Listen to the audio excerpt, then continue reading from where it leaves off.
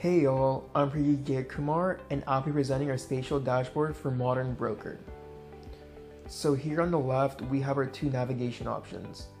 First, we select a state, then a county within that state to get even more specific statistics for our dashboard. Then moving on over here, we have two main visualizations. The one on the left is a donut chart representing the proportion of restricted versus unrestricted brokers. So we can choose Alaska as a test state and see how this visualization changes. So let me scroll on over. And when I click on Alaska, we can see that they have a slightly higher than average proportion of restricted brokers. And let me reset this filter. Our second visualization is basically a pie chart that depicts the proportion of broker license types. In certain states and counties, there's actually a different number of license types available in our database. So let's see what I mean by that. Let's choose Louisiana from our state list. And we can actually see based on our data set that in Louisiana, there's only broker and salespersons as their license types.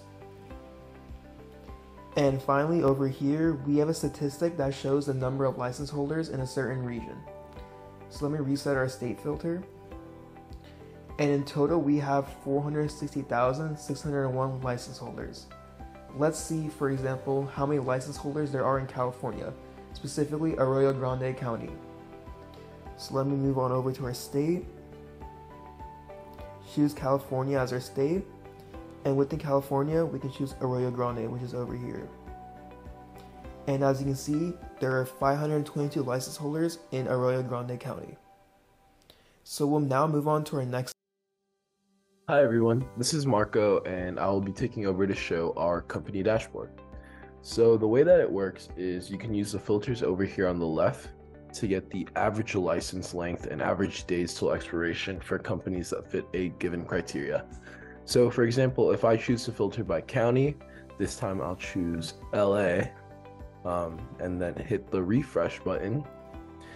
It updates over here to the right and shows the metrics for the given selection. And to the right of that, there's a pie chart that actually shows which ones are, or the count of which ones are expiring soon, have a days till expiration of less than 100, which ones are licensed, are not expiring soon / not expired, and which ones are and how many are expired. And the given values are to the right of that legend, so it's like right up here. Lastly, if you do the selection based on a company, it'll give you just the outright license length and the days till expiration. So I'll show that. So we'll do Charter Capital Group, hit the refresh button. So for Charter Capital Group, they have a license length of 5,268 days, and their license expires in 575 days. And that's about it. Thank you for your time, everyone. That is MKP Inc.'s company dashboard. All right, I am Kaleb Smith, and I'm going to be presenting the Modern Broker Agents dashboard. So in order to make this dashboard, we got lots of data from the California real estate website. And what we did was we filtered it so that we only got agents whose licenses were activated for the first time since 2018, so the last 5 years.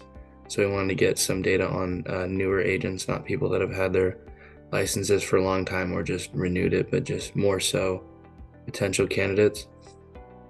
So when we look at it, we see we have an affiliate flag. So this means that these graphs and these numbers change depending on whether we're analyzing affiliate data or non-affiliate data. So simply an affiliate is just someone who has their real estate license and is also employed by a firm, so not like a freelance real estate associate. So yeah, and then the other filter we have is the counties filter. So if we scroll down, we can look at, let's say, Los Angeles County, and we can see how their numbers compare to Orange County or, any other county. San Luis Obispo is a bit more relevant to what we're talking about. But yeah, so we were looking at average license length. So that's how long, on average, these associates have had their real estate license, and how long it's been active. And in this graph over here, we can see that in